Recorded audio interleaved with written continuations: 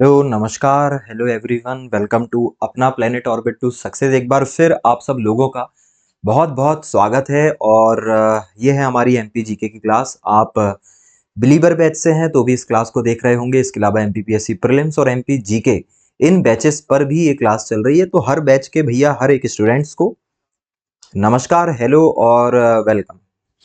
जैसे ही सब लोग जुड़ते हैं भाई, आज की इस क्लास को हम आगे बढ़ाएंगे। और दोस्तों, ये जो क्लास रहने वाली है इसमें हम पहले रिवीजन करेंगे, देन फिर आगे की ओर जो है वो हम बढ़ने वाले हैं। बिल्कुल बिल्कुल, है ना। हेलो हेलो पायल, हेलो। अब 1 मिनट लगेगा सबको जुड़ने में, तो तब तक बढ़िया वेट कर लो, कोई दिक्कत नहीं है। एंड देन फिर हम रिवीजन करेंगे मध्य प्रदेश के गठन का। और उसके बाद हमारी पढ़ाई को आगे बढ़ाएंगे। तो 1 मिनट के आसपास करीब वेट करना पड़ता है। तब तक कुछ और बातें कर लेते हैं। देखिए भाई, बहुत जल्द हम आपके लिए करंट अफेयर्स की क्लासेस लाने वाले हैं। और करंट अफेयर्स की क्लास मॉर्निंग में रखेंगे। और अगर सब लोगों का सहयोग रहा तो लाइव रख देंगे, और अगर सहयोग नहीं रहा तो रिकॉर्डेड फिर जो है वो हम प्रोवाइड करने वाले हैं। पर अब बहुत जो है वो दूर नहीं है वो दिन। थोड़े ही दिनों में हम जो है वो करंट अफेयर्स आप तक पहुंचा देंगे। अभी करंट अफेयर्स आप तक जो है वो फाइल के फॉर्म में पहुंच रहा होगा, लेकिन अब उससे बेहतर तरीके से पहुंचेगा।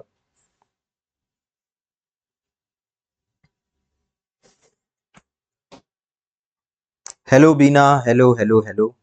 अभी थोड़ी देर पहले हमने हेलो किया था। एक बार और सब लोगों को भाई नमस्कार। बस सब लोग जुड़ जाएं जल्दी से, तो फिर क्लास को आगे बढ़ाते हैं। पता नहीं भाई क्या हो गया, कुछ लोगों का वेट करें क्या करें समझ नहीं आ रहा है। 10 मिनट का ब्रेक दिए थे।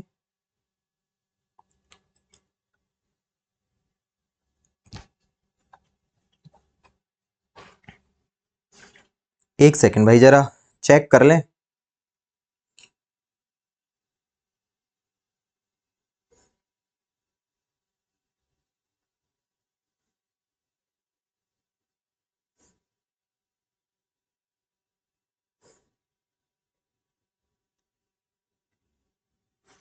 Hello Urvashi, hello hello hello. Urvashi, पिछली क्लास समझ में आई या नहीं आई? और पायल, आप भी बताओ, आपको क्लासेस समझ में आ रही है कि नहीं आ रही है भाई? दोस्तों, आप सब लोगों को क्लास में जो है वो बीच बीच में अपने सिनॉप्सिस भी बनाने हैं। देखो, आपके पास दो ऑप्शन है। ठीक है। हेलो नीलू, हेलो हेलो। देखो क्या है, आपको ना दो तरीके आप अपना सकते हो। या तो आप क्लास के साथ अपना नोट्स बनाते हुए चलो, ये सब चीजें आपको मिल जाएगी, कोई दिक्कत नहीं है, सब मिल जाएगा। लेकिन अपनी नोट्स अपनी होती है भाई। ठीक है, अपनी हैंड रिटन नोट्स अपनी हैंड रिटन नोट्स होती है, उसका अलग मजा है।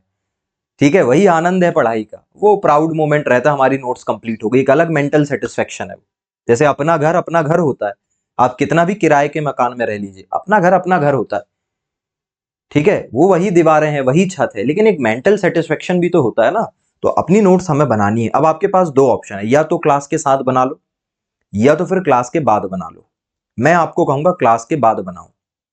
एक बार क्लास इत्मीनान से लगा लो, एक पेज ले लिया करो, रफ पेज, ताकि थोड़ा सा हाथ चलता रहे आपका, ताकि थोड़ा दिमाग जो है वो आपका इधर उधर भटके ना।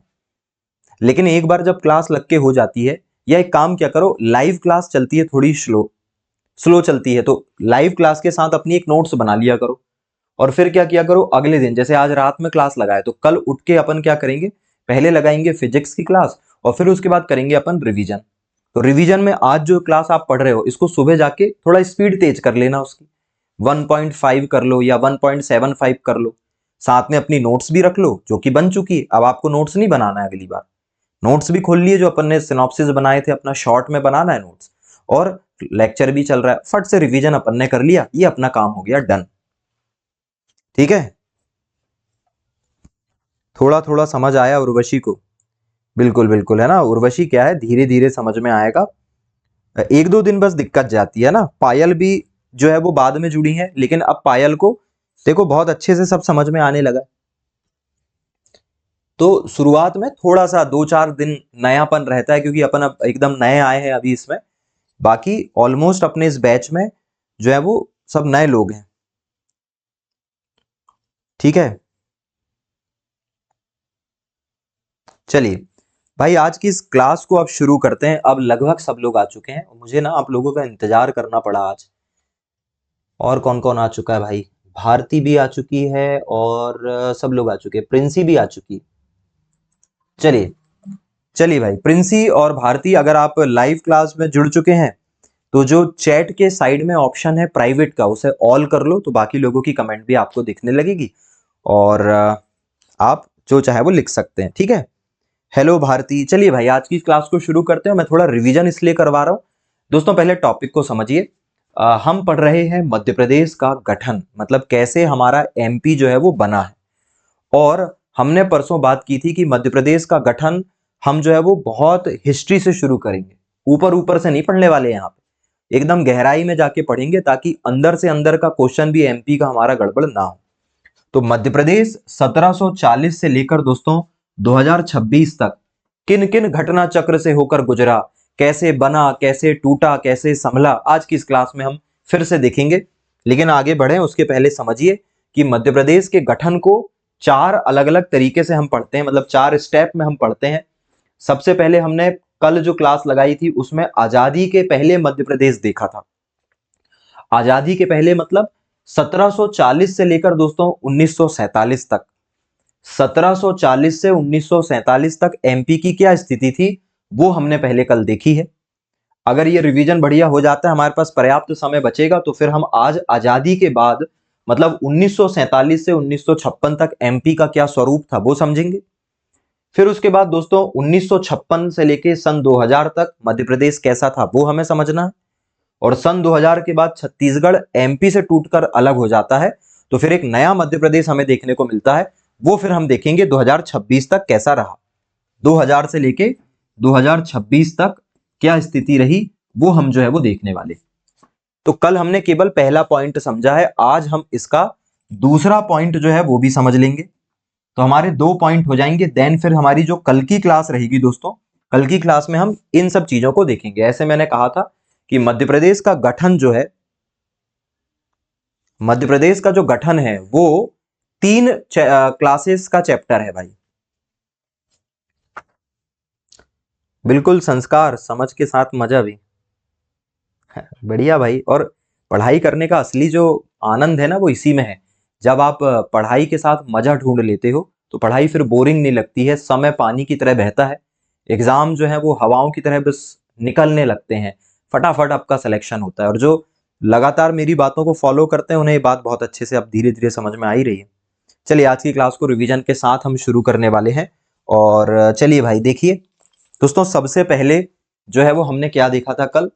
हमने देखा था भाई दोस्तों आजादी के पहले मध्य प्रदेश की क्या स्थिति थी। मैंने कुछ ऐसे आपको समझाया था दोस्तों। मैं आपको लेकर गया था सीधे 1700 में। आज से दोस्तों ये चल रहा है कितना, 2026। तो आज से दोस्तों 326 साल पहले 1700 में मध्य प्रदेश कुछ ऐसा हुआ करता था।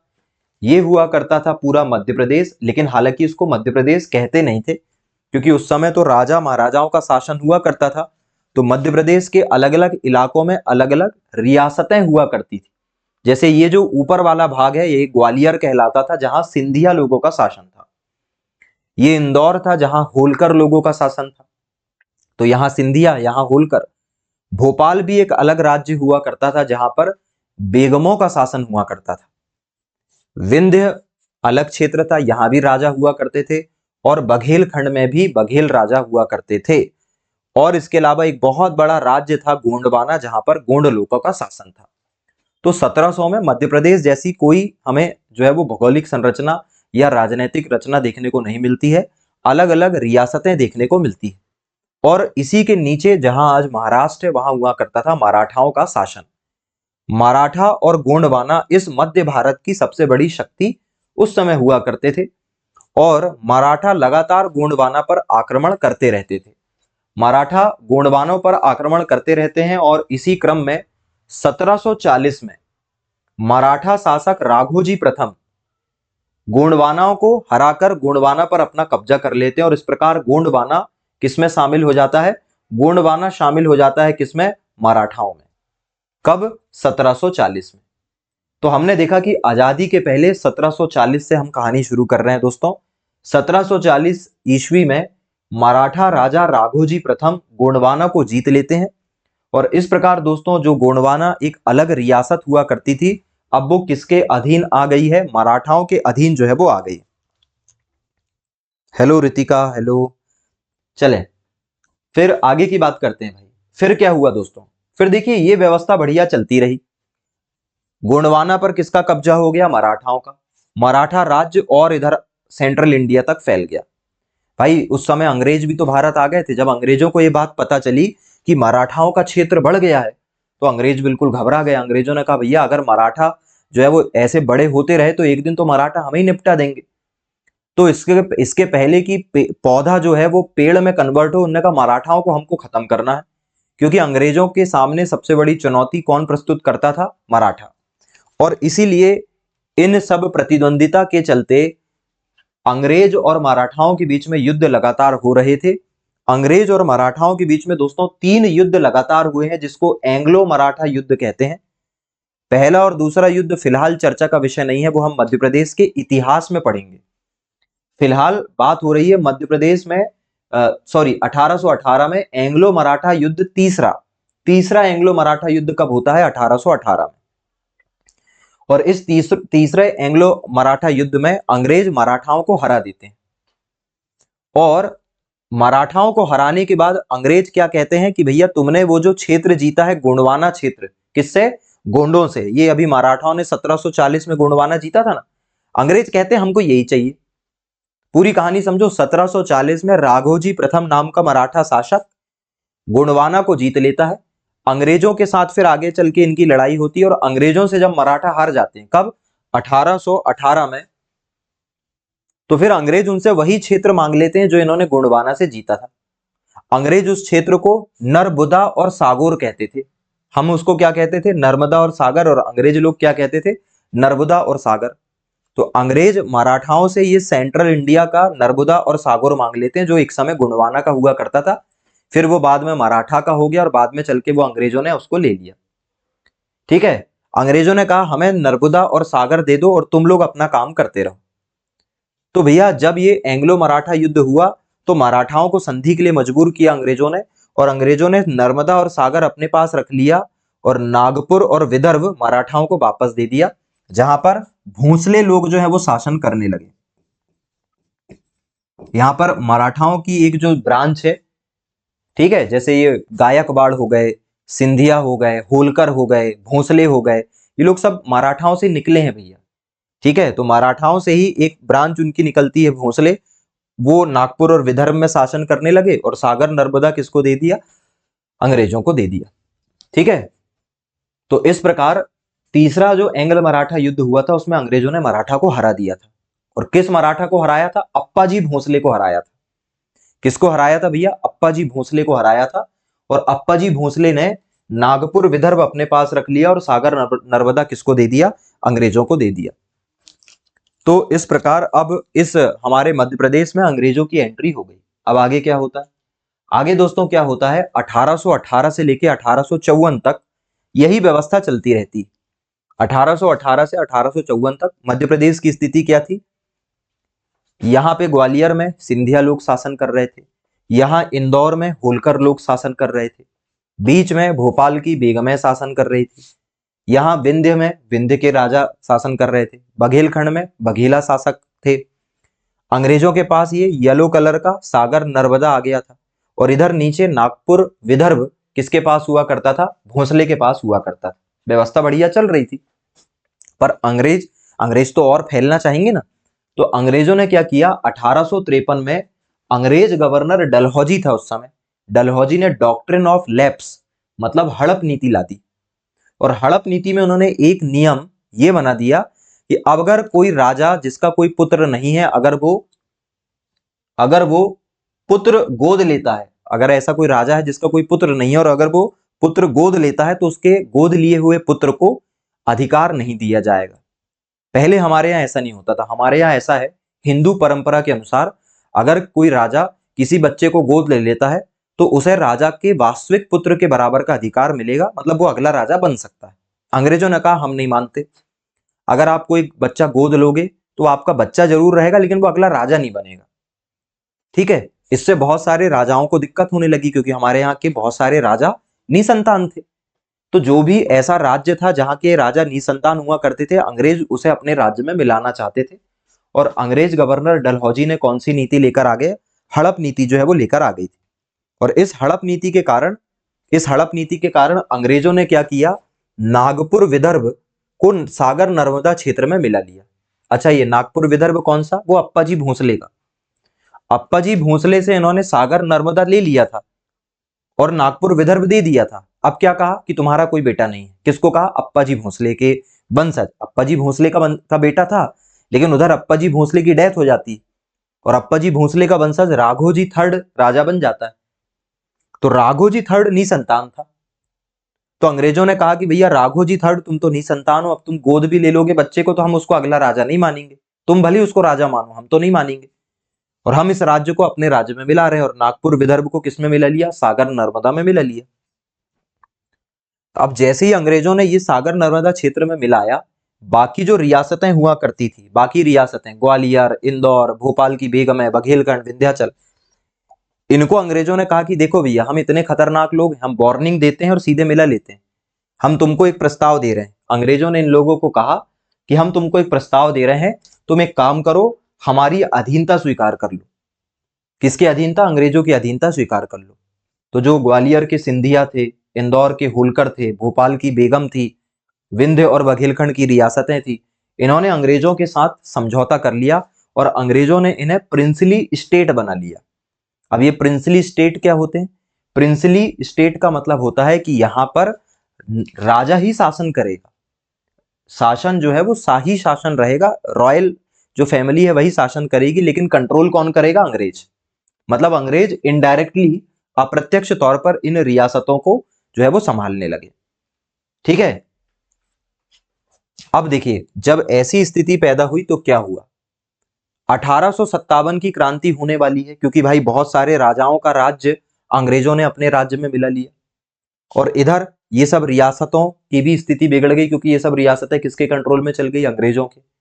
अब 1857 की क्रांति का माहौल बनने लगा। तो 1857 की क्रांति के पहले अंग्रेजों की स्थिति कुछ ऐसी थी। क्या स्थिति थी? ग्वालियर में सिंधिया लोग, इंदौर में होलकर लोग, भोपाल में बेगम लोग, विंध्य और बघेलखंड में जो वहां के राजा लोग। ये पूरा का पूरा येलो वाला भाग कहने को बस दिख रहा था कि सिंधिया, बेगम, होलकर शासन चला रहे हैं, लेकिन ये पूरा का पूरा शासन अंग्रेज ही चलाया करते थे। बस डायरेक्ट नहीं चलाया करते थे, प्रिंसली स्टेट बनाकर इनडायरेक्ट चलाया करते थे। और इस क्षेत्र को मैनेज करने के लिए अंग्रेजों ने क्या किया? यहां पर एक एजेंसी बना ली, जिसको हम कहते थे सेंट्रल इंडिया एजेंसी, जो कल मैंने पढ़ाया था।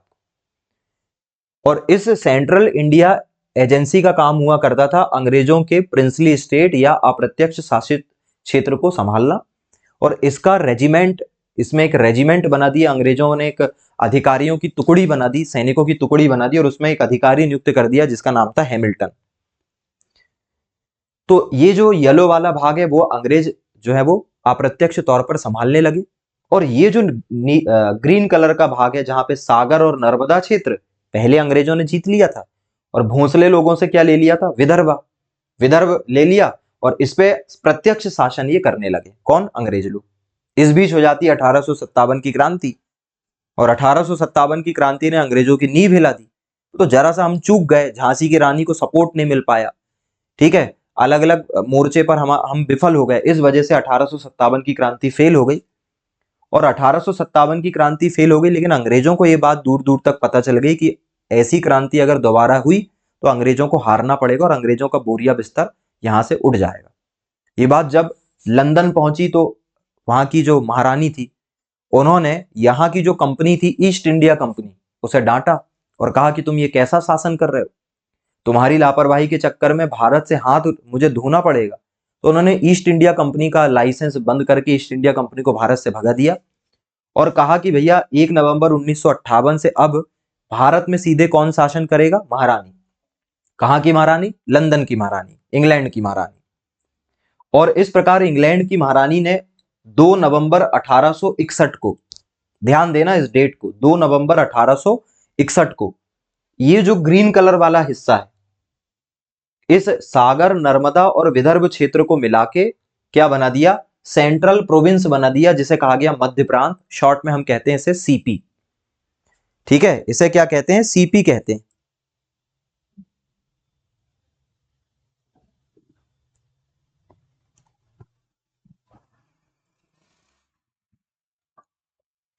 ठीक है, तो 2 नवंबर 1861, 2 नवंबर 1861 मध्य प्रांत सेंट्रल प्रोविंस बन गया। और पहली बार हमें यहां पर एक नाम देखने को मिलता है मध्य प्रांत में, सीपी। सीपी मतलब सेंट्रल प्रोविंस। तो जो अंग्रेजों का डायरेक्ट कंट्रोल वाला हिस्सा हुआ करता था, अंग्रेज ने उसको क्या कहना शुरू कर दिया, सेंट्रल प्रोविंस। इसको कुछ नहीं कहा, इसको यहां सिंधिया, होलकर, बेगम सब शासन कर रहे हैं, करने दो। और इस सेंट्रल प्रोविंस में अंग्रेजों ने कमिश्नरी क्षेत्र लागू कर दिया और जबलपुर वाले हिस्से को महाकौशल कह दिया। ये सब मैंने कल बताया था, वो आप देख लेना। चलो, इस प्रकार अगर हम देखें तो 2 नवंबर 1861 को क्या हुआ, 2 नवंबर 1861 को अंग्रेजों ने क्या किया, 2 नवंबर 1861 को ये जो येलो कलर वाला हिस्सा है इसे प्रिंसली स्टेट बना लिया, और ये जो ग्रीन वाला हिस्सा है इसे सेंट्रल प्रोविंस बना लिया। और इस सेंट्रल प्रोविंस की राजधानी किसे बनाई, नागपुर से। क्या बात समझ में आ रही। अब उसके बाद अंग्रेज नहीं रुके भैया, अंग्रेज इसी तरीके से शासन करते रहे और शांतिपूर्ण तरीके से शासन चलता रहा, बीच में थोड़े बहुत परिवर्तन ये करते रहे। अब अंग्रेजों ने देखा कि भैया हमारी जो सीमा है वो इधर हैदराबाद से टकराने लगी। दोस्तों, इनकी जो सीमा है वो किससे टकराती थी, हैदराबाद से। और हैदराबाद के निजाम पावरफुल हो रहे थे। अब अंग्रेजों के सामने वही स्थिति पैदा होगी कि जैसे पहले मराठा चुनौती खड़ी कर रहे थे, वैसे अब कौन चुनौती खड़ी कर रहे हैं, निजाम। तो उन्होंने कहा निजामों से निपटना पड़ेगा। लेकिन ये सीधे निजामों से नहीं निपटना चाहते थे, क्योंकि अब तुम्हें भी पता है कि अगर लड़ाई तुम किसी से करते हो, तुम जीतो या हारो, नुकसान दोनों का होता है। तो इन्होंने कहा कोई मतलब नहीं है। इन्होंने जो है वो निजामों से रिक्वेस्ट की कि आप क्या करो, हमको बरार क्षेत्र अपना दे दो। हैदराबाद का एक इलाका हुआ करता था बरार। अंग्रेजों ने दक्षिण में साम्राज्य विस्तार करने की योजना बनाई और 1903 में बरार क्षेत्र किराए पर ले लिया। बरार क्षेत्र किससे किराए पे ले लिया, निजामों से। अच्छा, उस समय निजाम कौन था, महबूब खान। तो महबूब अली खान हैदराबाद का निजाम था। अंग्रेजों ने महबूब अली खान को कहा कि साहब, हम आपसे आपका एक क्षेत्र किराए पे लेना चाहते हैं, उस क्षेत्र का नाम है बरार, 25 लाख रुपए साल का किराया देंगे, आप हमें बरार क्षेत्र दे दो। महबूब खान ने कहा ले लो भाई। महबूब खान भी अपनी चौड़ में था, उन्होंने कहा निजाम है, हम हमें कोई थोड़ी ना हरा सकता है। तो उन्होंने अंग्रेजों को बरार क्षेत्र 1903 में किराए पे दे दिया। अंग्रेज तो ऐसे ही करते थे, अंग्रेज पहले किराए पे चीजें ले लिया करते थे और धीरे से फिर उस क्षेत्र को हड़प लिया करते थे। जैसे आज चाइना क्या करता है, चाइना ऐसे ही तो करता है, किसी गरीब देश को बहुत ज्यादा लोन दे देता है और फिर वो क्षेत्र उससे हमेशा के लिए ले लेता है ना। तो इस प्रकार अंग्रेजों ने क्या किया, बढ़िया अपना काम चलाते रहा। वो 1903 से लेके 1936 तक निजामों को किराया देते रहे। और जैसे ही 1936 में समय आया, उस समय क्या हुआ, निजाम कमजोर हो गए, क्योंकि निजाम थे थोड़े लेजी। तो जो महबूब अली खान है ना, जिसने किराए पे दिया था, वो लेजी आदमी था, उसने ज्यादा ध्यान नहीं दिया, उससे निजाम कमजोर हो गए। और निजामों की कमजोरी का फायदा उठा के अंग्रेजों ने, डेट याद रख लो, ये बहुत इंपॉर्टेंट डेट है, 24 अक्टूबर 1936 को जो बरार क्षेत्र है उस पर कब्जा कर लिया, जो किराए पे लिया था उस पर कब्जा कर लिया। और इस प्रकार ये जो ऊपर वाला येलो कलर वाला इलाका है, इस पे तो अंग्रेजों का पहले से ही कंट्रोल था, इनडायरेक्ट कंट्रोल। ग्वालियर में होलकर, ग्वालियर में सिंधिया, इंदौर में होलकर, भोपाल में बेगम, बिंद बघेलखंड, यहाँ पे अंग्रेज इनडायरेक्टली शासन कर रहे थे। ये जो ग्रीन वाला इलाका है इसको सेंट्रल प्रोविंस कहते हैं हम, जो कि 2 नवंबर 1861 को महारानी ने बना दिया था। और अब बरार भी किसमें शामिल हो गया है, बरार भी शामिल हो गया है किसमें, सेंट्रल प्रोविंस में। कब, 24 अक्टूबर 1936 को। और इसे मिलाकर अंग्रेजों ने क्या कहना शुरू कर दिया, सीपीएन बरार। और इस प्रकार दोस्तों हमें मध्य भारत में, भारत के बीचों बीच हमें एक राज्य देखने को मिलने लगा जिसको कहते हैं सीपीएन बरार। और आपसे पूछा जाता है कि मध्य प्रदेश का पुराना नाम क्या था, तो हम मध्य प्रदेश का पुराना नाम बताते हैं सीपीएन बरार। और वो सीपीएन बरार कैसे बना, वो पूरी कहानी मैंने आपको बताई है, 1740 से लेके 1936 तक की। कठिन है लेकिन बहुत महत्वपूर्ण है। और यहां से क्वेश्चन आने लगे हैं, पिछले 2-3 एग्जाम जो हुए 2025 में हुए थे एमपी के, उसमें यहां से क्वेश्चन 1-2 देखने को हमें मिले। तो इस प्रकार भाई जो सेंट्रल प्रोविंस है वो कब बना है, वो बना है 2 नवंबर 1861 को, और जो बरार है वो कब शामिल हुआ है, 24 अक्टूबर 1936 को। और दोनों मिलकर क्या बना, सीपीएन बरार। और 1936 से लेके 1947 तक, भारत की आजादी तक, 1936 से लेके 1947 तक आपको यहां पर एक राज्य देखने को मिलेगा जो क्या कहलाएगा, सीपीएन बरार कहलाएगा। बाकी ग्वालियर में सिंधिया, इंदौर में होलकर, भोपाल में बेगमें, विंध्या और बघेलखंड में रियासतों में राजा शासन किया करते थे। और ये जो सीपीएन बरार है, इसकी राजधानी क्या हुआ करती थी, नागपुर। तो यहां तक की चीजें हमने देखी थी। अब मुझे बताओ कि यहां तक की चीजें जो है वो किस किस को बढ़िया समझ में आई है। और जो नए लोग हैं भाई, जैसे कौन हो गया, उर्वशी हो गई, और इसके अलावा प्रिंसी हो गई।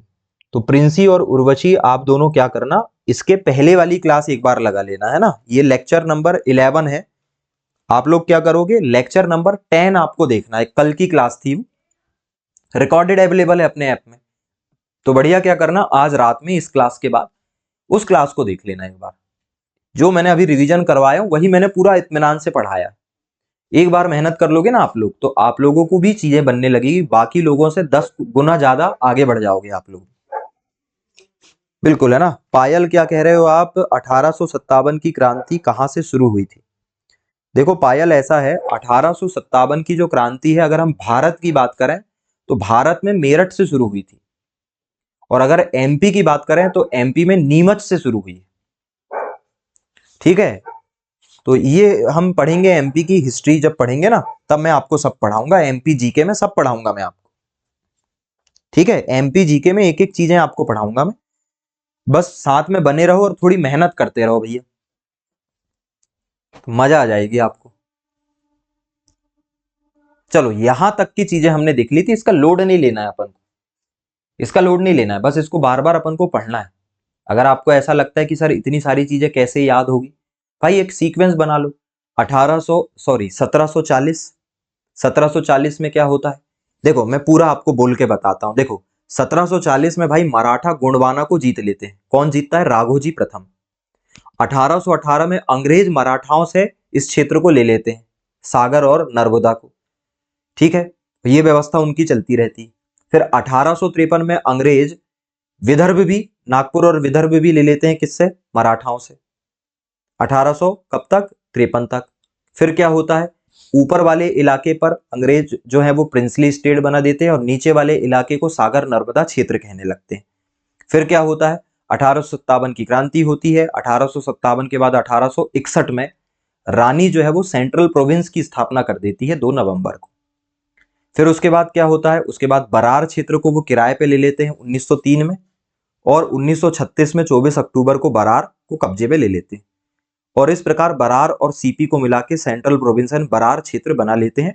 और 1947 में जब हमको देश आजाद मिलता है तब हमको कुछ इस प्रकार की स्थिति देखने को मिलती है। चलो, यहां से मैं अब दूसरा आपका फेज शुरू कर रहा हूं भाई। ये पॉइंट नंबर दूसरा, आजादी के बाद मध्य प्रदेश। ठीक है, तो आजादी के बाद मध्य प्रदेश की क्या स्थिति थी वो अब हम देखेंगे। ठीक है, कब से कब तक, 1947 से लेकर 1956 तक, क्योंकि 1956 में फिर एमपी का स्वरूप बदलेगा भैया, ये हम देखने वाले हैं। ठीक है, अब ये जो, अगर आपको ये चीजें समझनी है तो थोड़ा सा यहां पे थोड़ा सा चर्चा को हम अब आगे बढ़ाते हैं। देखो, चर्चा को आगे बढ़ा रहे हैं भाई। आजादी के बाद 1947 से 1956 में क्या होता है, इसे समझने के लिए ना आपको भारत की स्थिति को समझना पड़ेगा। दोस्तों देखिए, 1947 में जब भारत को आजादी मिली तो भारत के अंदर बहुत सारी रियासतें हुआ करती थी। ठीक है, थोड़ा ध्यान से समझना दोस्तों। 1947 में आजादी के बाद की स्थिति मैं बता रहा हूं पूरे भारत की। 1947 में आजादी के बाद भारत की स्थिति को पहले समझो, क्योंकि भारत को समझोगे तभी तो एमपी को समझ पाओगे। तो दोस्तों 1947 में आजादी के बाद भारत की स्थिति कुछ ऐसी थी कि भारत में आपको टोटल लगभग 562 रियासतें हुआ करती थी। जब हमें आजादी मिली तो भारत के अंदर कितनी रियासतें हुआ करती थी? 562। इन 562 रियासतों को मिलाना भारत में एक सबसे बड़ी चुनौती थी। अगर हम इसको ढंग से नहीं मिला पाते तो आज भारत हमको ऐसा नहीं दिखाई देता। बहुत सारी रियासतें तो भारत में मिलने के लिए तैयार थी, लेकिन जैसे जम्मू कश्मीर रियासत भारत से नहीं मिलना चाह रही थी, जूनागढ़ रियासत भारत में नहीं मिलना चाह रही थी, हैदराबाद रियासत भी कह रही थी हमको अलग रहना है, भोपाल रियासत भी अलग रहना चाह रही थी।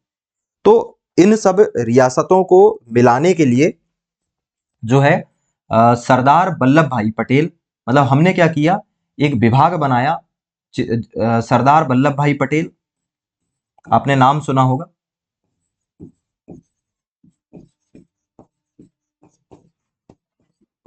तो सरदार वल्लभ भाई पटेल उस समय के क्या थे? गृह मंत्री थे।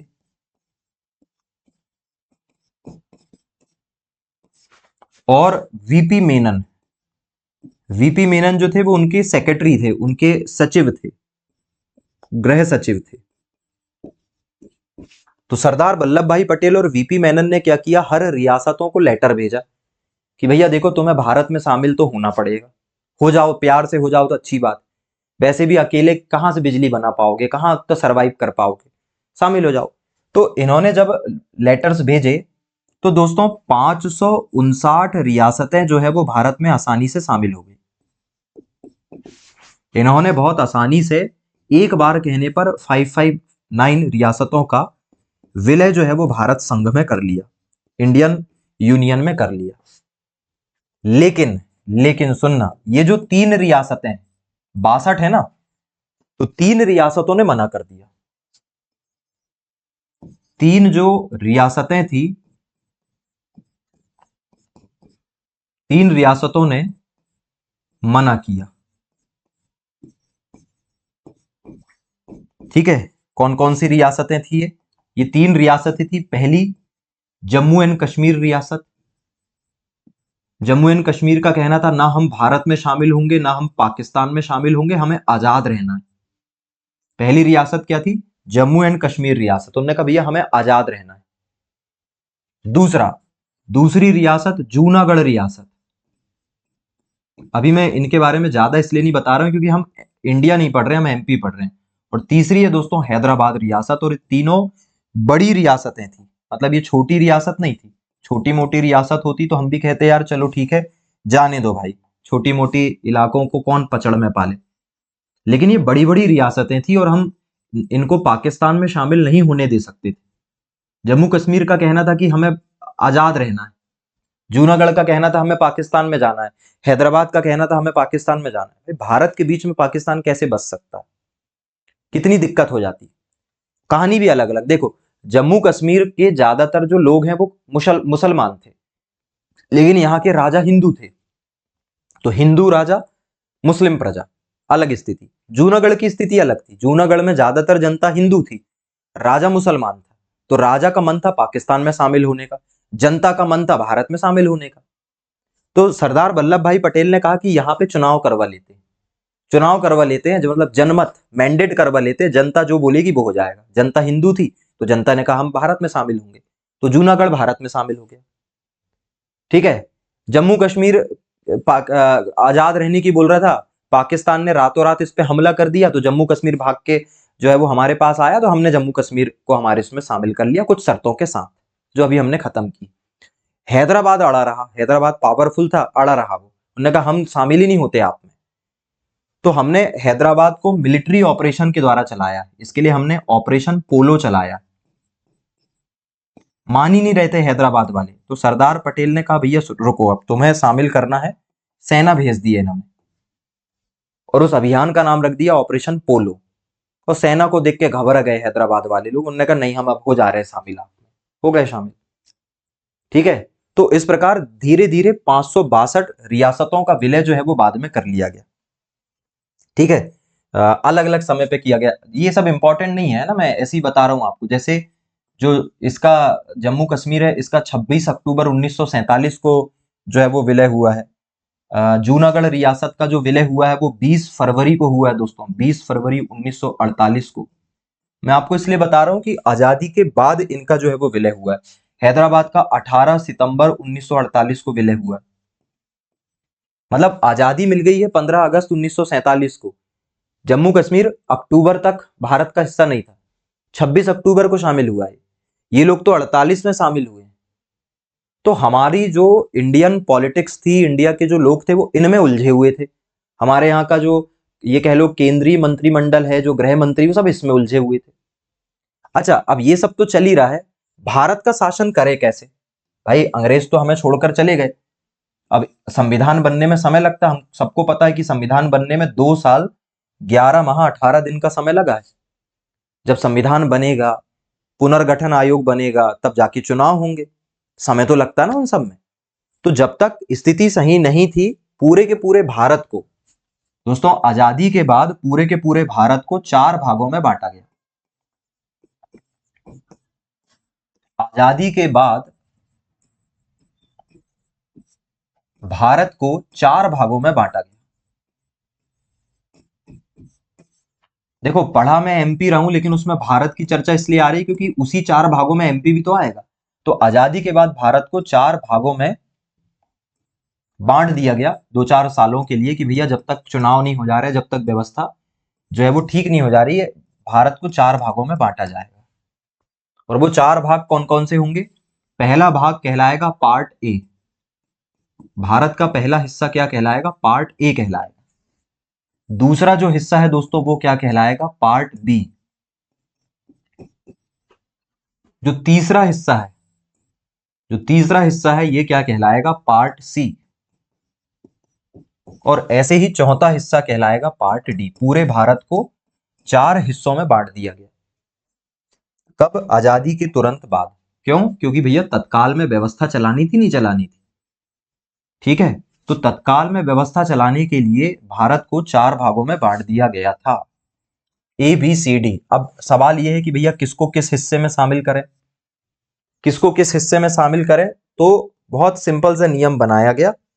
भैया जहां पहले अंग्रेजों का सीधा शासन हुआ करता था, देखो अंग्रेज कैसे शासन किया करते थे। अंग्रेज जो बड़े बड़े राज्य हुआ, देखो जहां पे अंग्रेजों का सीधा कंट्रोल था, जैसे सीपीएन बरार, सीपीएन बरार में अंग्रेजों ने अपना एक गवर्नर बिठा रखा था। ठीक है, तो वहां पे सीधे गवर्नर हुआ करता था।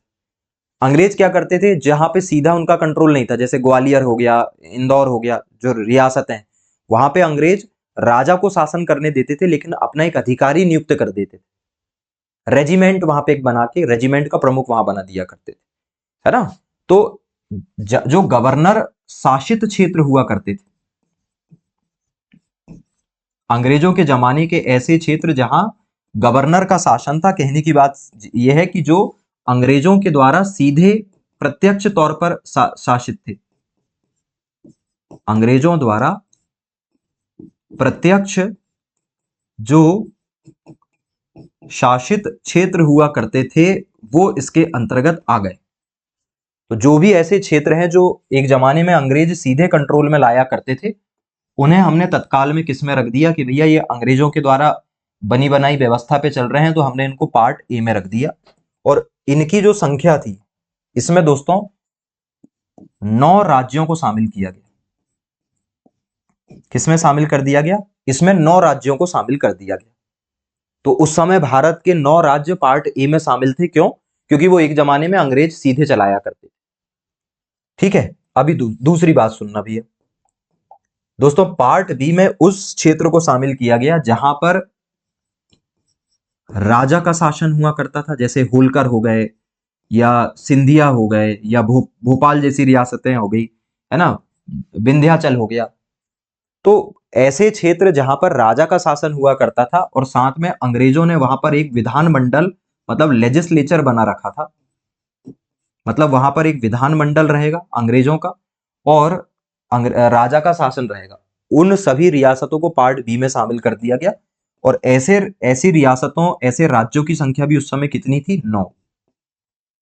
तो भारत सरकार ने 9 राज्य पार्ट बी में शामिल कर दिए गए। और इसके अलावा भाई जो पार्ट सी था, दोस्तों वहां पर छोटी छोटी रियासतें, जो छोटी रियासतें थी, जैसे भोपाल रियासत एक छोटी रियासत है, बघेलखंड एक छोटी रियासत। तो छोटी रियासत में अंग्रेज क्या करते थे, अपना आयुक्त मतलब अपना एक सुपरवाइजर वहां पे अपॉइंट कर देते थे, उन्हें पार्ट सी में रखा गया। जैसे भोपाल हो गई, पार्ट सी में आ गई थी। और इसमें दोस्तों टोटल कितने, 10 राज्य हुआ करते थे। कितने राज्य हुआ करते थे, 10। तो टोटल कितने हो गए, 28। और ये जो पार्ट डी था, मैं भारत की बात कर रहा हूं, तो जो अंडमान निकोबार द्वीप समूह हुआ करता था, अंडमान निकोबार को अलग सलग रखा गया। अंडमान निकोबार सबसे अलग है, तो अंडमान निकोबार को पार्ट डी में रख दिया गया। और इस प्रकार ये हो गया कितना, एक राज्य। तो 1947 के समय भारत में दोस्तों टोटल 29 राज्य हुआ करते थे। सभी रियासतों को मिलाने के बाद भारत में कितने राज्य बना दिए गए थे, 29 राज्य बना दिए गए थे भारत में। ठीक है। और वो जो 29 राज्य बनाए गए थे, उन 29 राज्यों को 4 भागों में बांट दिया गया था भारत के लेवल पर। पार्ट ए में 9 राज्यों को रखा गया था, हमें नाम नहीं देखना है, बस इतना याद रखना है कि ये ऐसे राज्य थे जहां अंग्रेज सीधे शासन किया करते थे। ठीक है।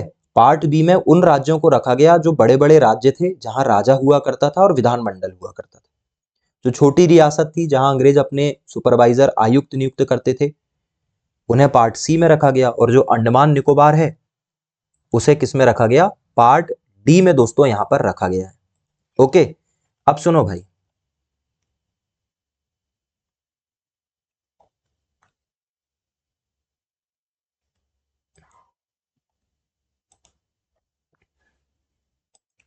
अब सुनना है ना, आगे की बात सुनना जरा। ये तो हो गई भारत की बात। अब इसका प्रभाव एमपी में भी तो देखने को मिलेगा, इसका प्रभाव एमपी में भी देखने को मिलेगा। तब मध्य प्रदेश की स्थिति देख लीजिए। अब देखिए मध्य प्रदेश की क्या स्थिति उस समय की थी। ठीक है, ये जो विभाजन किया गया उसमें एमपी की क्या स्थिति थी। तो एमपी की स्थिति कुछ ऐसी थी भाई कि एमपी का अगर मैं आपको ऐसे एक मैप बना के बताऊं ये स्थिति को,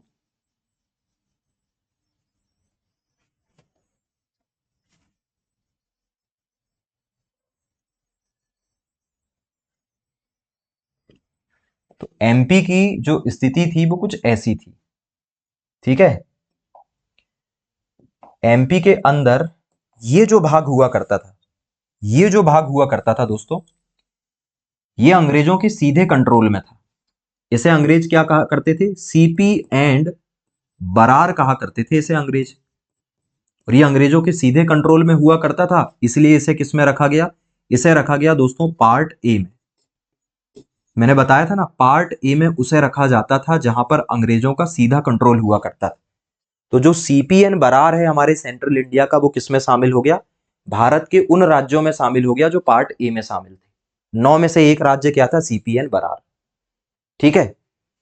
दूसरा, दूसरे की अगर हम बात करें तो ये जो क्षेत्र आपको दिखाई दे रहा है, यहां से लेके ऐसा ये पूरा क्षेत्र, ये इस क्षेत्र की अगर मैं बात करूं तो यहां पर क्या है, ग्वालियर, जहां पर किसका शासन हुआ करता था, सिंधिया लोगों का शासन हुआ करता था।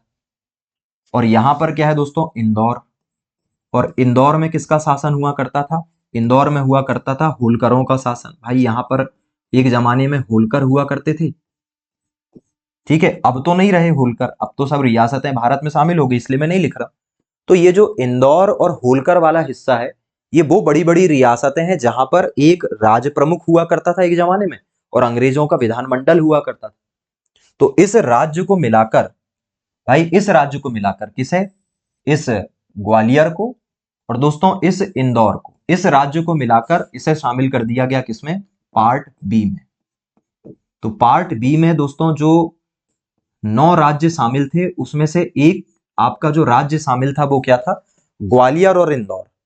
और इस क्षेत्र का नाम जो है वो कर दिया गया था, इस क्षेत्र का नाम जो है वो कर दिया गया था मालवा यूनियन।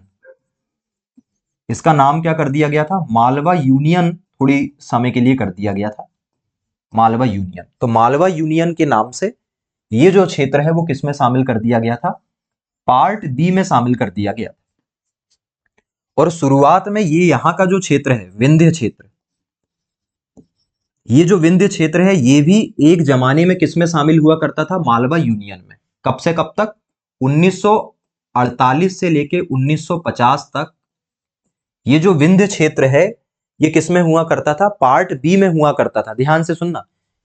तो जब पार्ट बी बनाया गया तो मालवा यूनियन किस किस को मिला के बनाया गया? ग्वालियर, विंध्य और इंदौर को।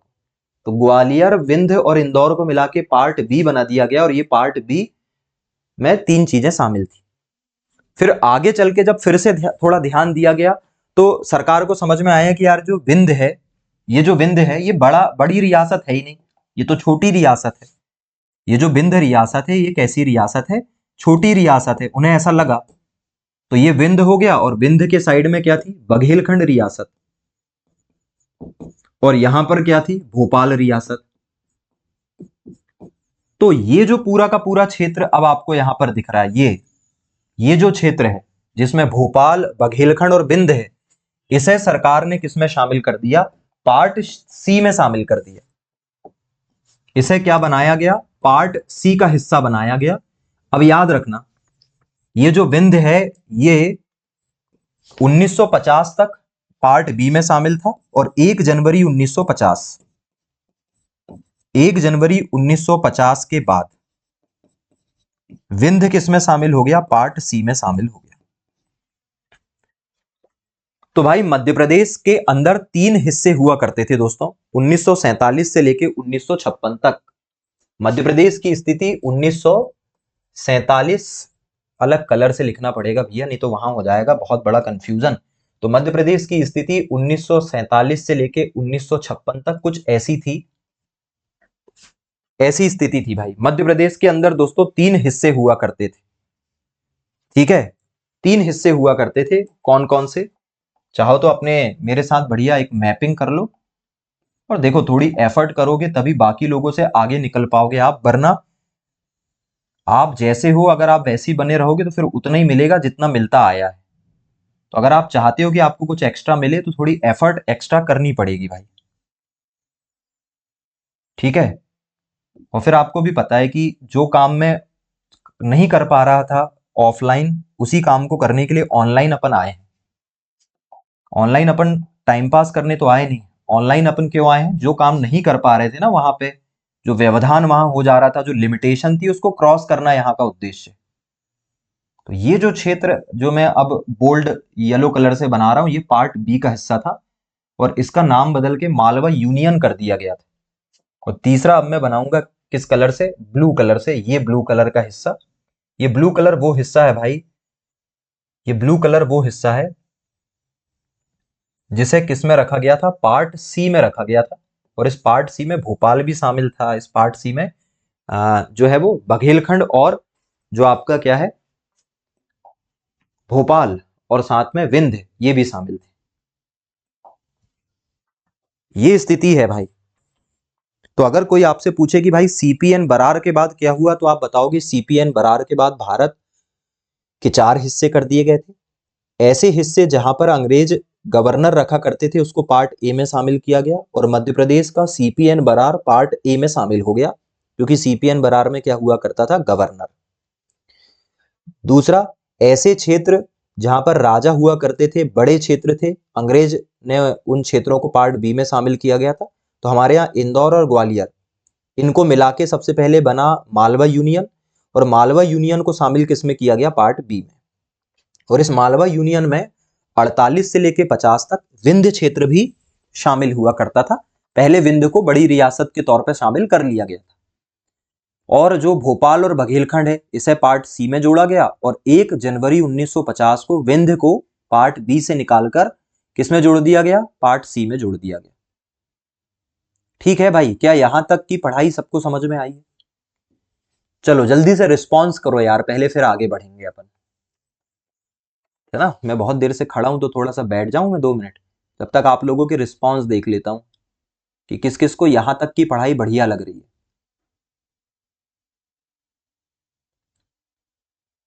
आज ये जो एनोटेशन है ये आज आपको क्लास के बाद दे भी देंगे। बताएं भाई।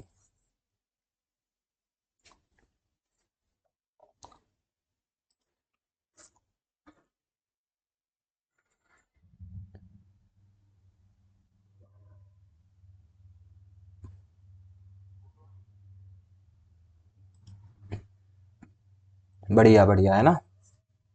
जया, नम्रता, पायल, उर्वशी, शिवानी, नीलू, रितिका, सोनाली। बढ़िया है ना। भारती, सबको समझ में आ रहा है, बहुत बढ़िया।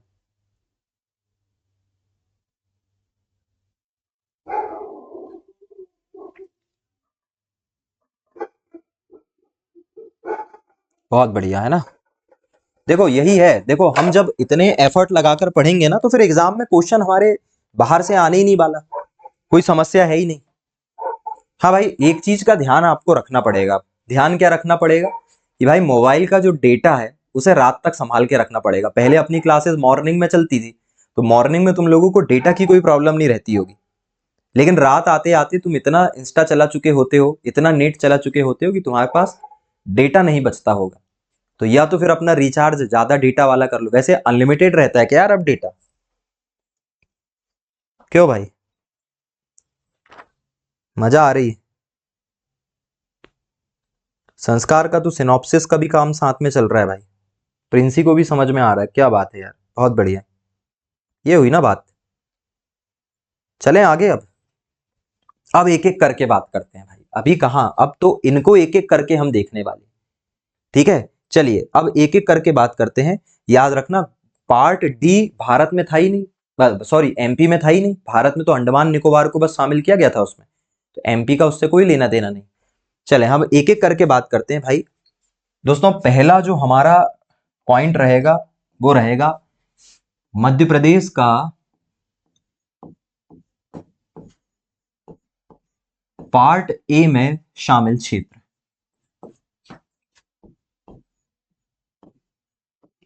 और मैं बार बार आपको कह रहा हूं कि मैं आपको अभी कहां से कहां तक की बात बता रहा हूं, 1947 से लेके 1956। तो मध्य प्रदेश का पार्ट ए में जो शामिल क्षेत्र है वो क्या था दोस्तों? वो था आपका क्या, CP and Berar. CP and Berar, ठीक है। और सीपी का मतलब क्या है? Central province. तो ये वो क्षेत्र था भाई हमारे मध्य प्रदेश का, जो कि 1947 से लेके 1956 तक किसमें शामिल किया गया था दोस्तों? ये शामिल किया गया था आपका किसमें? पार्ट ए में। ठीक है, देखो इसके बारे में थोड़ी हम बातचीत करें उसके पहले एक मैपिंग कर लेते हैं। इससे क्या होगा, नोट्स थोड़ी अट्रैक्टिव हो जाती है अपनी, और कोई बात तो है नहीं ऐसी। और इसी तरीके का एक ऐसा बना लिया करो यार, कोई दिक्कत नहीं। पर ये जो मैप जब बनाओगे ना तो थोड़ा सा इसको यहां से थोड़ा सा ऐसा जो है वो नीचे ले जाना, क्योंकि उस समय छत्तीसगढ़ भी इसी के अंदर आया करता है।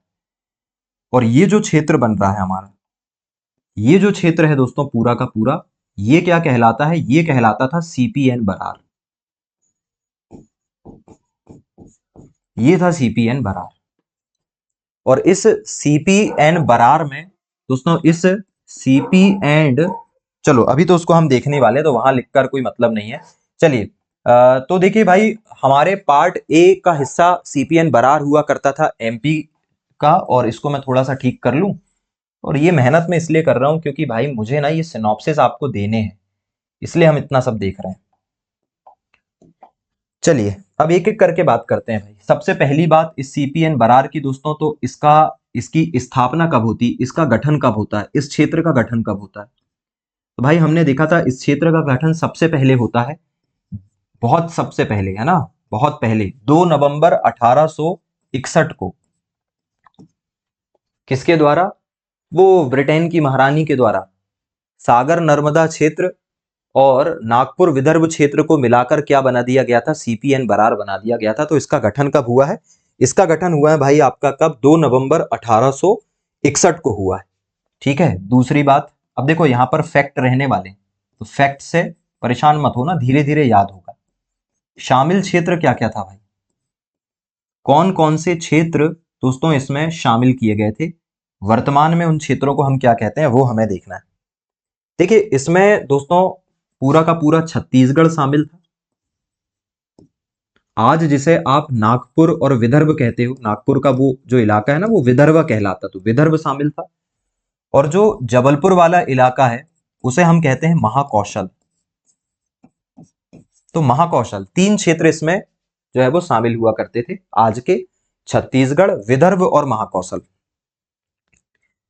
दोस्तों 2 नवंबर 1861 को ये बनता है और शामिल क्षेत्र क्या है, छत्तीसगढ़, विदर्भ और महाकौशल इसमें शामिल किए गए थे। भाई देखो कितनी जबरदस्त बात है, यहां से क्वेश्चन नहीं आएगा, बिल्कुल आएगा यहां से क्वेश्चन कि सीपीएन बरार में वर्तमान मध्य प्रदेश का कौन सा क्षेत्र शामिल है, वर्तमान मध्य प्रदेश का केवल महाकौशल, क्योंकि छत्तीसगढ़ अब हमारा हिस्सा नहीं रहा और विदर्भ भी अब हमारा हिस्सा नहीं रहा।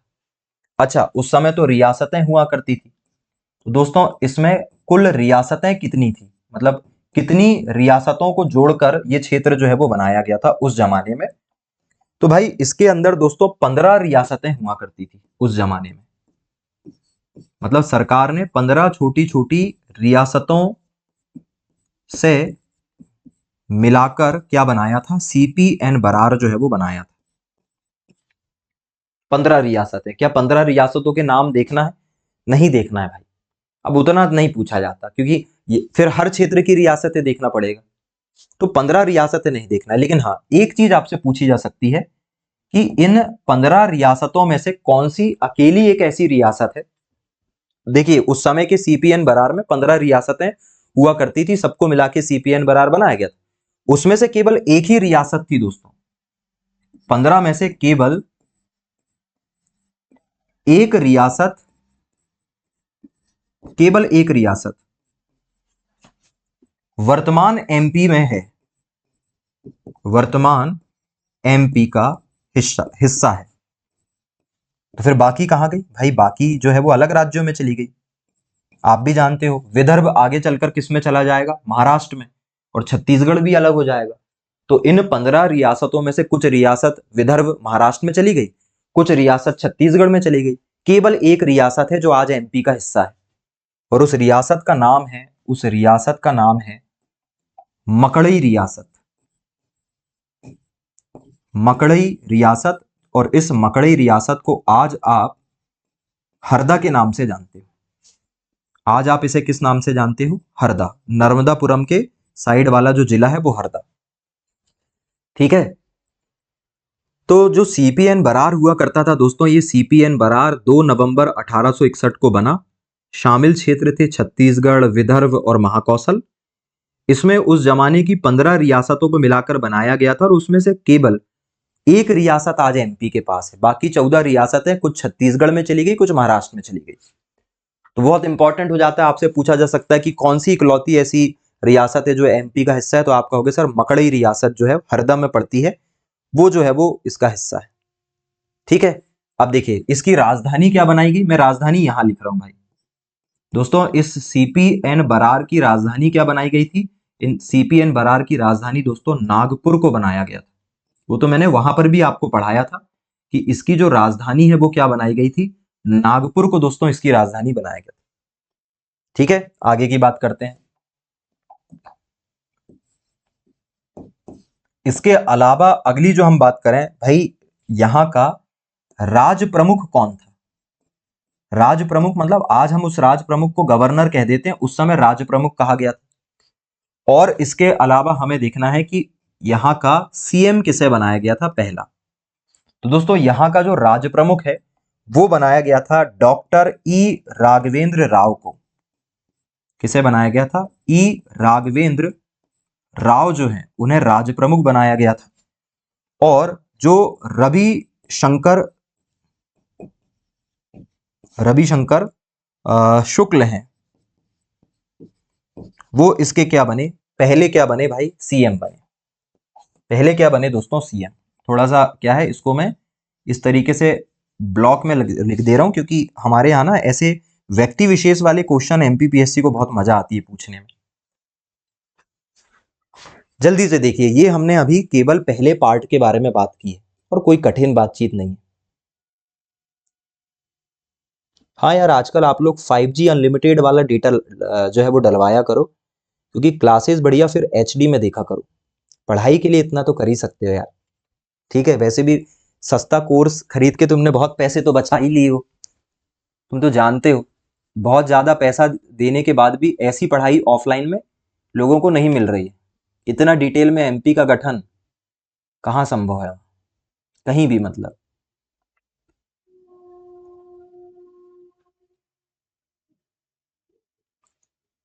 एक बार देख लो इसे, आराम से पढ़ो भाई। देखो एमपी अगर पढ़ रहे हो बड़े इत्मीनान से पढ़ो, बार बार हम पढ़ते नहीं हैं, हम एक बार पढ़ेंगे, बहुत इत्मीनान से पढ़ेंगे, रिवीजन भी करेंगे फिर, ठीक है।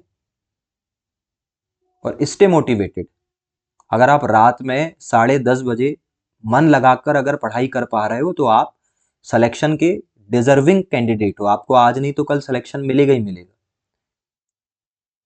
ऐसे ही मिलता है सिलेक्शन। जब आप रात दिन भूल कर पढ़ाई करने लगते हो तो सिलेक्शन मिलने की जो तारीख है वो हमारी निकट आने लगती है, एग्जाम निकलना शुरू हो जाते हैं। तो मध्य प्रदेश का पार्ट ए में जो शामिल क्षेत्र था वो क्या कहलाता था? सीपीएन बरार कहलाता था। कब बना? 2 नवंबर 1861 को बन गया था। और बहुत पहले, क्योंकि हमने देखा था 1857 की क्रांति के बाद ही बन गया था। शामिल क्षेत्र क्या है?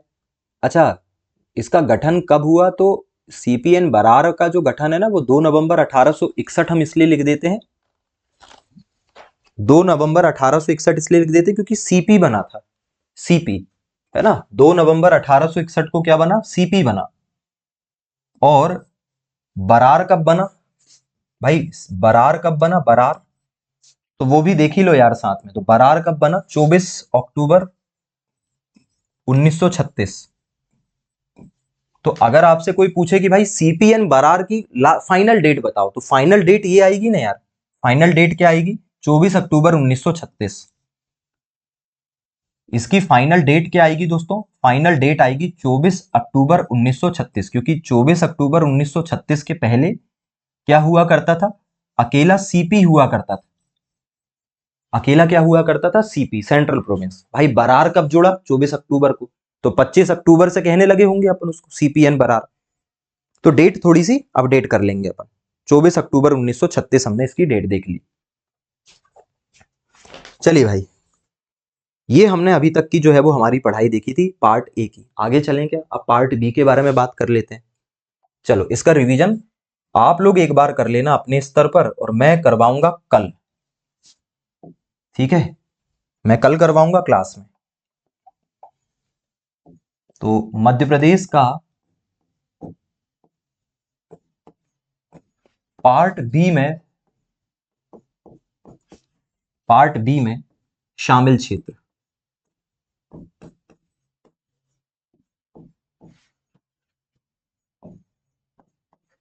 देखिए भाई, मध्य प्रदेश का पार्ट बी में शामिल क्षेत्र दोस्तों, और फिर से वही की वही बातें, वही की वही चीजें।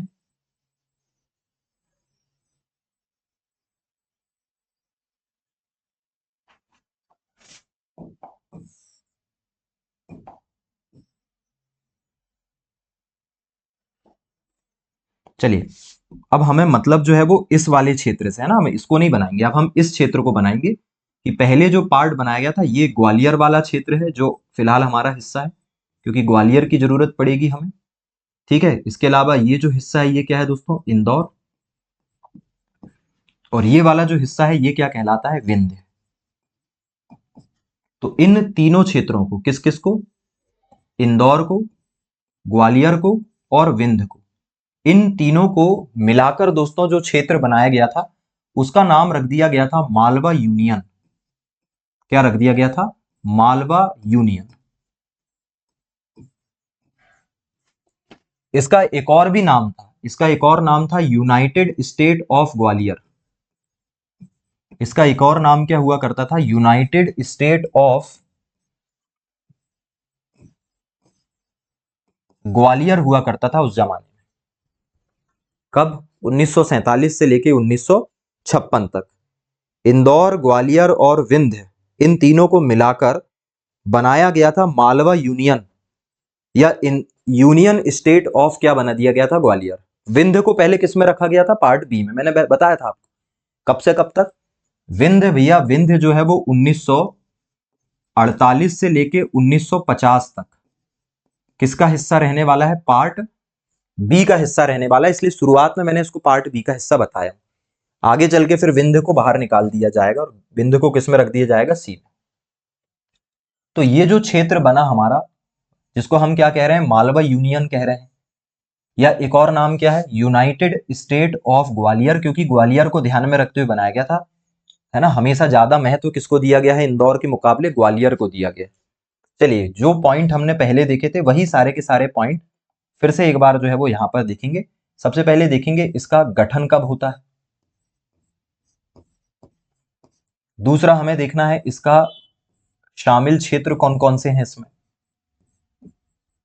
ठीक है, इसमें शामिल क्षेत्र जो है वो कौन कौन से थे। तीसरा हमें देखना है कुल रियासतें कितनी थी। भाई रियासतों के नाम देखना अब कोई मतलब की बात है नहीं, है ना, ऐसा तो है नहीं कि अब रियासतों के नाम ही देखते रहेंगे हम। ठीक है, इसके अलावा यहां पर हम इसकी राजधानी देख लेंगे। यहां पर क्या देखेंगे, राजधानी। तो इसकी राजधानी यहां पर देखने वाले हैं, है ना, यहां पर नीचे।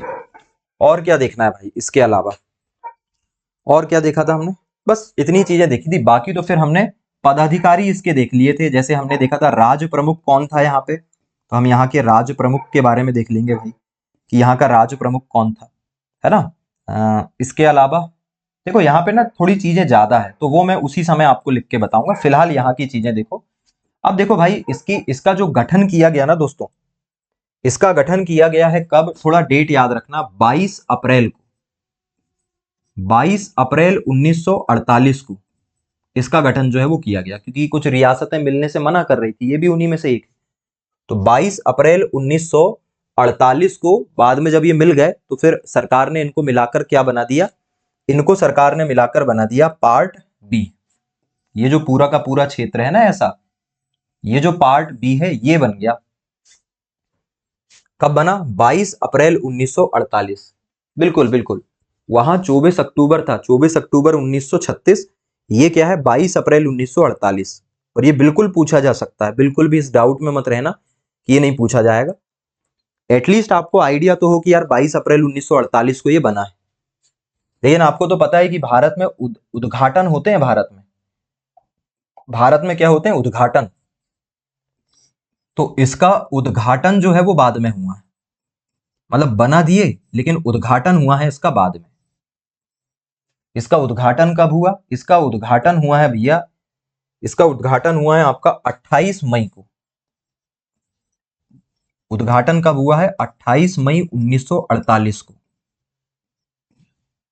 22 अप्रैल को बन गया, फिर अप्रैल के बाद मई आया, तो लगभग लगभग एक महीने, जैसे अगर 22 अप्रैल को बना था, 22 मई को ही उद्घाटन कर देते तो बढ़िया हो जाता, लेकिन और उसमें एक हफ्ते का समय लग गया।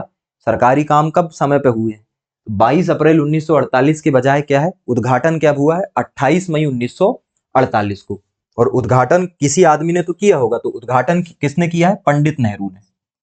समझ जाओगे ना, पंडित नेहरू मतलब वही अपने पहले प्रधानमंत्री। तो इसका उद्घाटन पंडित नेहरू के द्वारा किया गया है कब, 28 मई 1948 को। ठीक है भाई। तो देखिए भाई इसका गठन होता है कब, इसका गठन होता है आपका 22 अप्रैल 1948 को, लेकिन इसका उद्घाटन हुआ है 28 मई को पंडित नेहरू के द्वारा। और दोस्तों इसमें कौन कौन से क्षेत्र शामिल थे वो आपका देखना जरूरी है। तो देखिए इसमें शामिल था आपका इंदौर, इसमें शामिल था आपका इंदौर, और शामिल था आपका क्या, ग्वालियर। तो इंदौर और ग्वालियर शामिल था, और साथ में क्या शामिल था, विंध्य। और विंध्य कब तक शामिल था, 1950 तक। तो 1950 तक विंध्य शामिल था, फिर केवल दो बचे, क्या बचे, इंदौर और ग्वालियर। अच्छा, अब इंदौर और ग्वालियर, विंध्य तो बाद में अलग हो गया। अब इंदौर और ग्वालियर दोनों बड़ी बड़ी शक्ति भाई। ग्वालियर कह रहे हैं हम सिंधिया लोग हैं, बड़े लोग हैं। इंदौर वाले कह रहे हैं हम होलकर लोग हैं, हम भी कोई कम नहीं। राजधानी किसे बनाई जाए, ग्वालियर को बनाया जाए कि इंदौर को बनाया जाए, विवाद हो गया। तो भाई सरकार ने कहा दो राजधानी बना देते हैं, जो समर कैपिटल है, मतलब जो ग्रीष्मकालीन राजधानी है, जो ग्रीष्मकालीन राजधानी है वो अलग रहेगी, और जो शीतकालीन राजधानी है वो अलग रहेगी। भाई ठंड के समय अलग राजधानी रहेगी, ठीक है, और गर्मी के समय अलग राजधानी रहेगी। शीतकालीन राजधानी बनाई गई ग्वालियर। क्या बनाएगी, ग्वालियर को क्या बनाया गया, ठंड के समय की राजधानी बनाई गई। और 6.5 महीने, कितने महीने, साल में 6.5 महीने ग्वालियर में राजधानी रहेगी। और इंदौर को बनाया गया समर कैपिटल, ग्रीष्मकालीन राजधानी, जो 5.5 महीने रहेगी। मतलब ज्यादा समय के लिए कहां पर रहेगी राजधानी? ज्यादा समय के लिए रहेगी भैया कहां पर?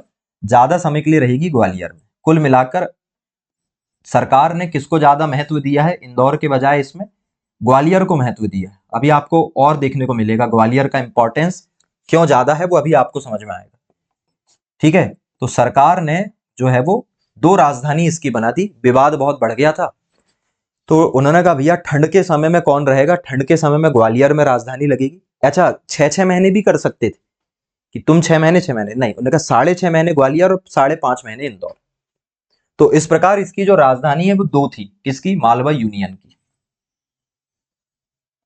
तो मालवा यूनियन की जो राजधानी है वो कितनी हुआ करती थी? 2 हुआ करती थी।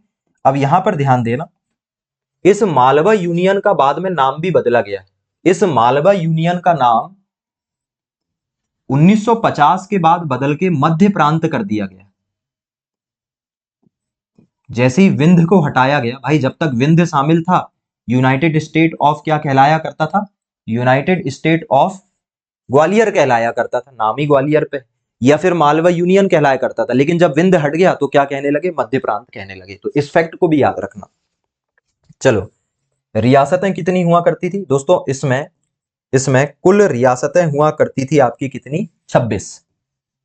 तो 26 रियासतों को मिलाकर इसे बनाया गया था। जैसे सीपीएन बरार में 10 रियासतें हुआ करती थी, बिल्कुल इसी तरीके से इसमें कितनी रियासतें हुआ करती थी? 26।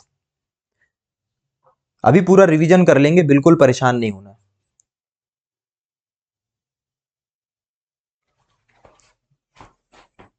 बिल्कुल परेशान नहीं होना, पूरा रिवीजन करवा देंगे, पूरा मजा आ जाएगा। और ज्यादा परेशान होने ही नहीं है। ये पीपीटी आपको तुरंत मिल जाएगी आज लेक्चर के 15-20 मिनट के बाद। आपको जो है वो ऐप में भी मिल जाएगी और इसमें भी मिल जाएगी। एक बार पढ़ के देखो भाई, एक बार पढ़ के देखो क्या क्या हमने देखा है। अब हम यहाँ के पदाधिकारियों के बारे में फिर बात करेंगे।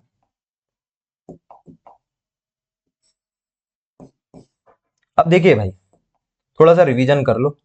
देखो, इस पूरे के पूरे पार्ट बी में शामिल किया गया था मालवा यूनियन या यूनाइटेड स्टेट ऑफ ग्वालियर, जिसमें विंध्य, ग्वालियर और इंदौर शामिल था। आगे चल के 1950 में विंध्य को पार्ट सी में डाल देंगे और इसका नाम बदल के मध्य प्रांत कर देंगे। इसकी 2 राजधानियां थी।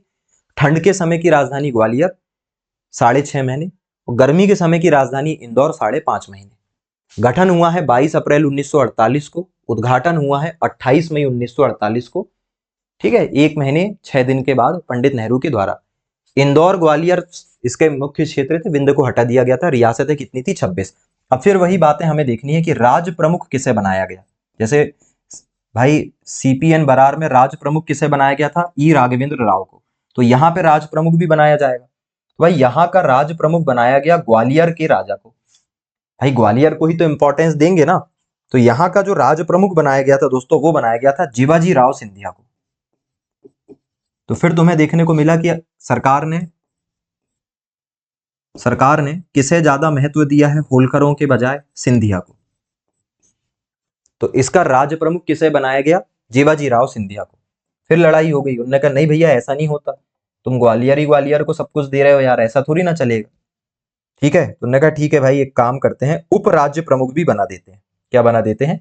उप राज्य प्रमुख जो है वो भी बना देते हैं। ये उप राज्य प्रमुख एक प्रकार का सांत्वना पुरस्कार रहता है, जैसे उप मुख्यमंत्री रहता ना, उप प्रधानमंत्री, सांत्वना पुरस्कार है सेटिस्फेक्शन देने के लिए। ये बनाया गया था दोस्तों किसको? यशवंत राव होलकर को। उन्होंने कहा ठीक है, तुम भी ज्यादा लड़ो मत भाई, परेशान मत हो। यशवंत राव जो होलकर थे, अब यशवंत राव के नाम से 3 राजा हुए हैं, तो ये यशवंत राव होलकर सेकंड थे। तो पॉलिटिक्स देख रहे हो, इसका राज प्रमुख किसे बनाया गया था? ग्वालियर के राजा। देखो, पहली बात तो ये समझो कि पार्ट बी में किसे शामिल किया गया था? पार्ट बी में उन क्षेत्रों को शामिल किया गया था जहां एक राजा हुआ करता था और एक विधानमंडल हुआ करता था। तो राजा ग्वालियर में भी था और इंदौर में भी था, दोनों का अपना अपना ईगो। तो राज प्रमुख बनाया गया किसको? ग्वालियर वाले को, जीवाजी राव को। और उप राज्य प्रमुख किसे बना दिया गया? यशवंत राव होलकर को। किसे बनाया गया? यशवंत राव होलकर को। और इस पार्ट बी में क्या हुआ करता था? इस पार्ट बी में एक विधानमंडल भी तो हुआ करता था यार। भाई शर्त ही थी पार्ट बी में वो शामिल होगा जिसमें एक राजा रहेगा और एक क्या रहेगा, विधानमंडल रहेगा। तो विधानमंडल में एक क्या रहना चाहिए, अध्यक्ष। दोस्तों विधानमंडल में एक क्या होता है, अध्यक्ष होता है, और एक क्या होता है, उपाध्यक्ष। तो एक अध्यक्ष और एक उपाध्यक्ष। तो विधानमंडल का जो अध्यक्ष था उसका नाम था अनंत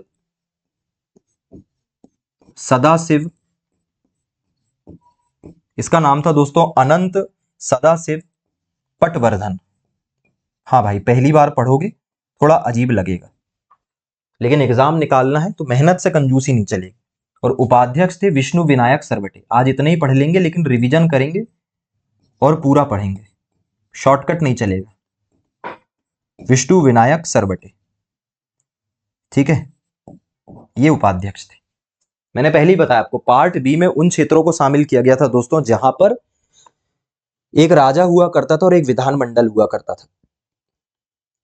तो राज्य प्रमुख बनाया गया जीवाजी राव सिंधिया को सरकार ने, और उप राज्य प्रमुख बनाया यशवंत राव होलकर सेकंड। विधानमंडल के अध्यक्ष बनाए गए अनंत सदाशिव पटवर्धन और उपाध्यक्ष बनाए गए विष्णु विनायक सरवटे। और विधानमंडल का जो नेता होता है वो क्या कहलाता है, विधानमंडल का नेता क्या कहलाता है भाई, विधानमंडल का नेता कहलाता है दोस्तों सीएम। तो यहां पर एक सीएम भी तो रहा होगा, यहां पर एक क्या रहा होगा, सीएम रहा होगा। और सीएम थे यहां के लीलाधर जोशी। कौन थे, लीलाधर जोशी यहां के क्या थे दोस्तों, सीएम थे। तो यहां का सीएम कौन हो गया, लीलाधर जोशी जो है वो यहां के क्या हो गए, सीएम हो गए। इतनी चीजें हमें भाई पार्ट बी के बारे में देखना है।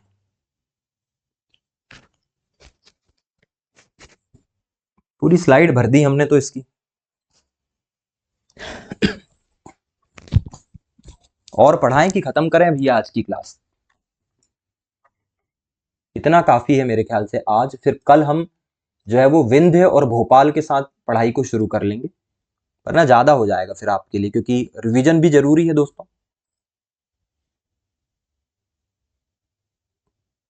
है ना। एक क्लास में खत्म करना हमारा उद्देश्य तो है नहीं,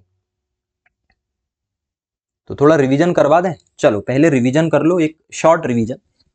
मैं रिवीजन नहीं करवा रहा हूं भाई, मैं केवल दिखवा रहा हूं, क्योंकि रिवीजन मैं करवाऊंगा कल, जैसे आज की क्लास शुरू करवाए थे बिल्कुल उसी तरीके से। तो देखिए यहां तक की सारी चीजें आपको पढ़ा दिए थे कि भाई इस तरीके से सेंट्रल प्रोविंस एंड बरार बन गया था। हमने हमारी आज की पढ़ाई यहां से शुरू की थी, जिसमें हमने देखा था आजादी के बाद 1947 से 1956 की क्या स्थिति थी। और फिर हमने देखा, फिर हमने क्या देखा है, फिर हमने देखा कि 1947 में आजादी के बाद भारत में 562 रियासतें हुआ करती थी। सरदार वल्लभ भाई पटेल और वीपी मेनन ने 559 रियासतों को मिला लिया। लेकिन ये जो तीन रियासतें थी, ये जो तीन रियासतें थी, जम्मू कश्मीर रियासत, हैदराबाद रियासत, और कौन सी रियासत, जूनागढ़ रियासत, ये नहीं मिल पा रही थी। और फिर अलग अलग तरीके से उनको मिलाया गया, वो फिलहाल विषय नहीं है। और फिर जब सारी रियासतें मिल गई तो भारत को 4 भागों में बांटा गया। अंग्रेजों के ऐसे क्षेत्र जहां गवर्नर हुआ करता था उसको पार्ट बी, जिसमें 9 राज्य शामिल किए गए। जहां पे राजा और विधानमंडल हुआ करता था, पार्ट बी, इसमें 9 राज्य। जो छोटे क्षेत्र थे भोपाल टाइप के, उन्हें ऐसे 10 राज्य, और अंडमान निकोबार 1 राज्य। ऐसे 29 राज्य उस समय बनाए गए जिन्हें बांटा गया था। और इस लिहाज से देखा जाए तो एमपी में जो है वो 3 क्षेत्र बन गए। सीपीएन बरार गवर्नर वाला क्षेत्र था तो पार्ट ए में शामिल हो गया, जो ये क्षेत्र था पार्ट बी में शामिल हो गया, और सी वाला क्षेत्र जो है वो रह गया है। आज हमने ये दोनों पढ़ लिया है, सी वाला क्षेत्र हम कल देखेंगे, जिसमें हम विंध्य और बघेलखंड और भोपाल, है ना, भोपाल अलग रियासत थी तो भोपाल अलग देख लेंगे। चलो फिर हमने क्या देखा, फिर हमने देखा part A CP and Berar, and then फिर हमने क्या देखा, मालवा यूनियन। और फिर ये स्थिति जो है ये भाई कल की स्लाइड का हिस्सा है, ये मैं इसको हटा दे रहा हूं क्योंकि इसकी अब जरूरत बची नहीं। चलो यहां तक की चीजें हमने देखी है भाई, और कल की क्लास में हम दोस्तों पार्ट सी को समझेंगे। फिर पार्ट सी को समझने के बाद 1956 के बाद एमपी की क्या स्थिति रही, फिर वो हम पढ़ेंगे, कैसे जिले बने। भाई पूरे 55 जिले तक पढ़ाऊंगा मैं आपको। तो फिलहाल यहाँ आज की क्लास को खत्म कर रहे हैं दोस्तों। और जो नए लोग हैं मैं उन्हें ये कहना चाहूंगा कि भाई आप क्या करो, अपना प्लेनेट का जो नंबर है व्हाट्सएप नंबर, उस पर एक मैसेज मुझे कर दो, मैं आपके साथ कांटेक्ट करके आपकी पूरी एक स्ट्रेटजी बना दूंगा। क्योंकि देखो 10 लेक्चर थोड़े से आपके छूट गए हैं, किसके, एमपी के। उन 10 लेक्चर को आप लगा लोगे तो आपको बहुत मजा आने लगेगा, जहां पे मैंने एमपी की पूरी मैपिंग पढ़ाई है भाई, ठीक है। और जो लोग भाई पहले लगा चुके हैं, मैं उनको ये कहूंगा कि प्लीज यार एमपी की मैपिंग को, लेक्चर को एक दो बार और देख लो। ये मत करना कि आगे आगे पढ़ाई चल रही है और पीछे पीछे बिल्कुल आप धो रहे हो उसको। प्रॉपर रिवीजन होना चाहिए एमपी का, अगर चाहते हो ना कि तुम्हारा सिलेक्शन हो जाए, चाहते हो तुम अपने भविष्य को लेकर कि तुम बढ़िया एक बार पढ़ो और तुम्हें चीजें याद हो जाए, प्लीज मेरा कहना मान लो, ठीक है। आप भी देख रहे हो पूरी मेहनत हो रही है, आपको मेहनत करनी पड़ेगी, बार बार लेक्चर लगाने पड़ेंगे। अपन ये 2-2.5 घंटे क्यों पढ़ते हैं? 2-2.5 घंटे की क्लास इसलिए रखते हैं ताकि तुम बाकी पुराना अपना रिवीजन कर सको, ठीक है। तो अपनी पढ़ाई को 2 हिस्सों में बांटना है, जो आज का पढ़ा है वो भी पढ़ना है, और जो पहले की अपनी पढ़ाई है उसका बार बार रिवीजन करना है अपन को। तब तक करना है जब तक की चीजें याद ना हो जाए। चलिए, तो आज की इस क्लास को यहीं खत्म कर रहे हैं। मुझे उम्मीद है कि मजा आया होगा, और कल फिर मिलेंगे इसी समय पर भाई। और फिलहाल के लिए नमस्कार, मस्त पढ़ाई करो, और सुबह मिलिए भाई सब लोग, कहाँ पर, फिजिक्स वाली क्लास में, ठीक है।